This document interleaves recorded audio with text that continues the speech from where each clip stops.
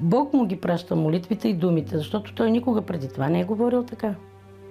Един от припозналите Бог в думите на Кръстю е болният от множество заболявания и най-вече от лош късмет по рождение Георги Георгиев. Ако някой ме попита, искаш ли да се върнеш назад във времето, би казал не. Не бих искал да живея детството си, не бих искал да живея младостта си, не бих искал да живея зрелите си години, искам да се остана в настоящето. Радикулит. Като дете, това звучи парадоксално. Едно легло, в което те хранят. Трябваше да преживея някаква страхотна алергия. Ходих на десенсибилизация във военна болница. Не може да нося даже дрехи. Това беше ужасно.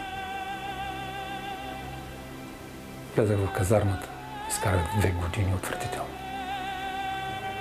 Още не се спомена от тогава. 1989 година. Бях един от първите, които направи собствена частна фирма, за да се впиша в новото време. Обаче времето непрекъснато ме поставяш пред нови предизвикателства. Всичко, което се случваше, искаш да ме направи друг човек. Една вечер се прибирам вкъщи, настина, помолих жена да ми даде каквото имаме. И тя каза, че в момента има само детски сироп. И тогава викам, дай ми 2 лъжици от него, нали, малко да се облегчи положението. И тя ми дай.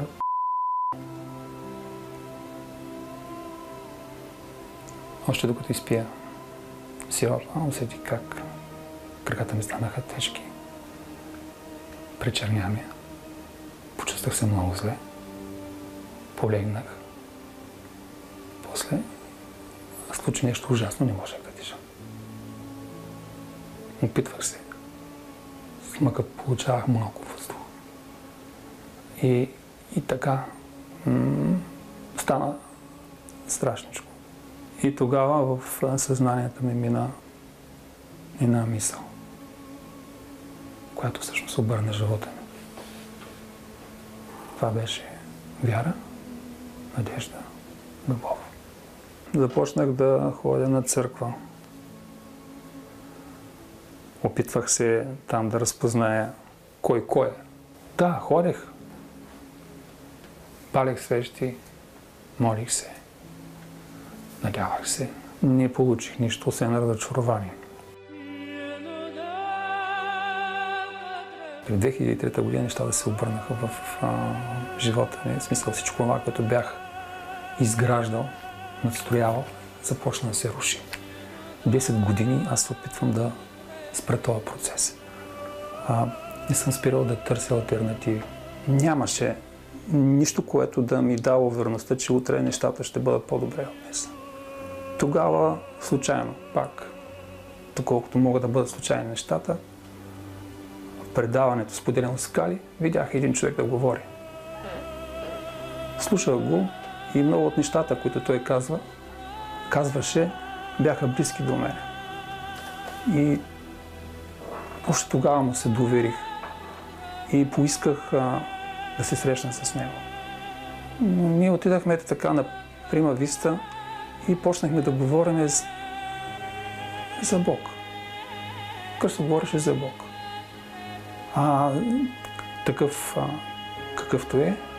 И така, след 3 часа разговори, аз наистина разбрах, че не съм му казал нищо за проблемите си. Абсолютно нищо. И той ми каза така: Георги, да знаеш, нещата ти ще се оправят. После някакси нещата започнаха да стават по-лесни. Срещнах хора, които искаха да ми бъдат полезни. Мислих за нещо и то се случваше. Започнах нов бизнес. Сега се чувствам обнадежден, че нещата могат да се случат. Кръстю успява да помогне на хората благодарение на думите, които изрича. На връзката, която има с Бог, минала е през ада, така да се каже. изстрадал е цялата истина за себе си, след което е получил познание, което му дава възможност и сега да помага на хората.